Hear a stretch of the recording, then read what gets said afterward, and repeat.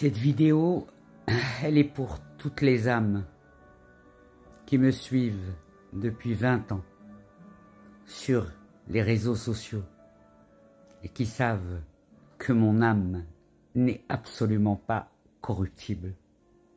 Alors ce soir, je vais vous lire un extrait d'un livre dont le manuscrit ne quitte plus mon chevet. C'est un livre dans lequel on trouve des réponses exceptionnelles aux questions les plus existentielles. Ce livre s'appelle « Les mésaventures du Mashiach sur terre ».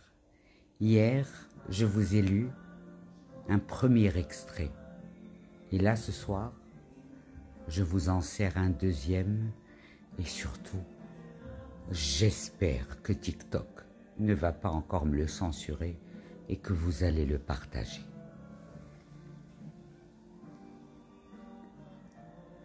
Allah accompagna ses combattants le 7 octobre.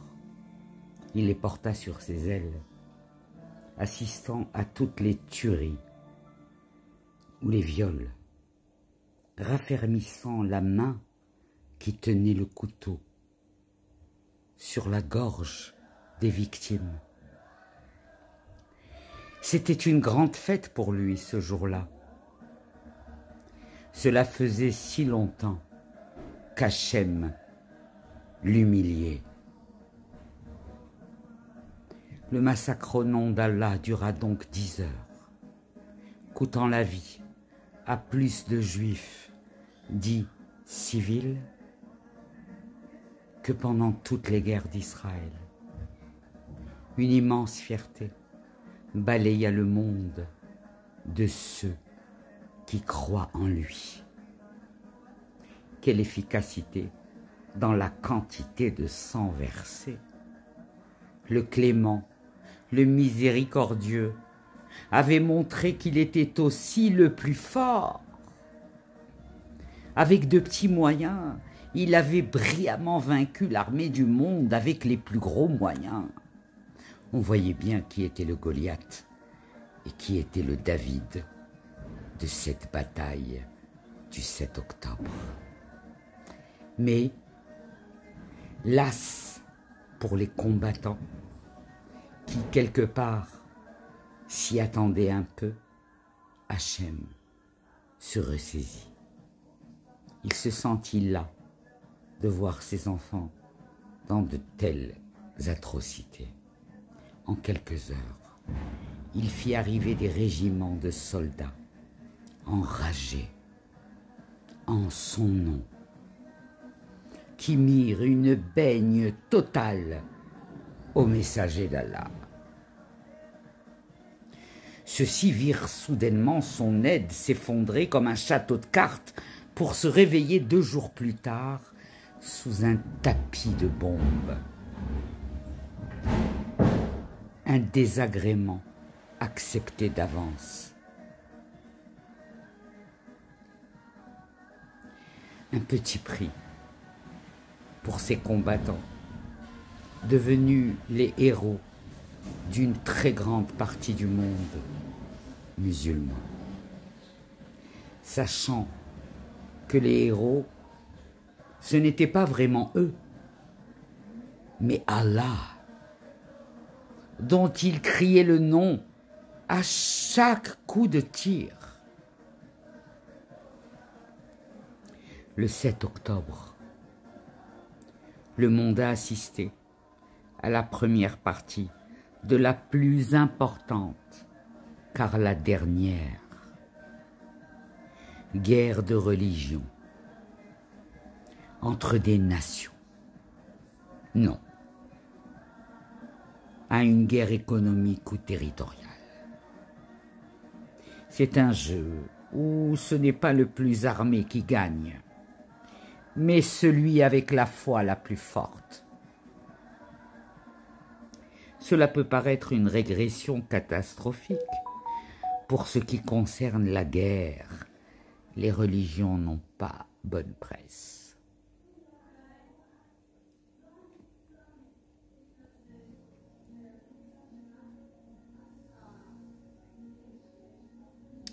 À l'inverse des conflits plus classiques qui se laissent effacer avec le temps, les guerres religieuses fabriquent des fanatiques à l'appel,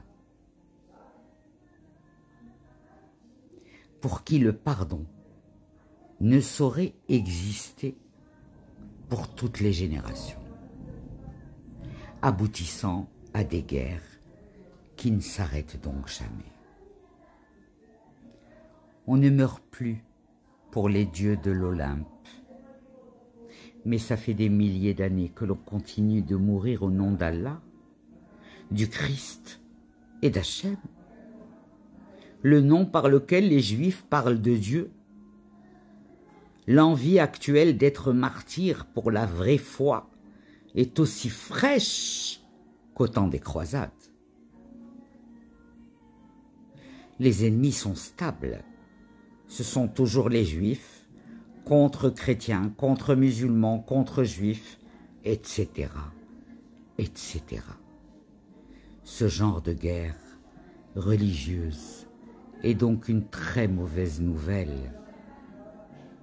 On y massacre sans pitié, pour certains sans convention de Genève, ces règles qui régissent les guerres sans foi. Les tueries sont de bonne conscience, car elles se font au nom de Dieu. Cette catastrophe est en fait une très bonne nouvelle, une manifestation évidente de l'évolution humaine, et une occasion pour le Messie de résoudre comme par un coup de baguette magique toutes les guerres dans le monde. Explication. Quand on parle des guerres dans les livres d'histoire, on lit un luxe de détails sur les facteurs qui ont mené au conflit. Pour la Première Guerre mondiale, ce sont les ambitions coloniales, commerciales, culturelles qui s'affrontent. Et pour vider l'abcès, il fallait la guerre. Résoudre les différends par la paix et la négociation pouvait devenir à certains moments impossible, obligeant le recours à la guerre.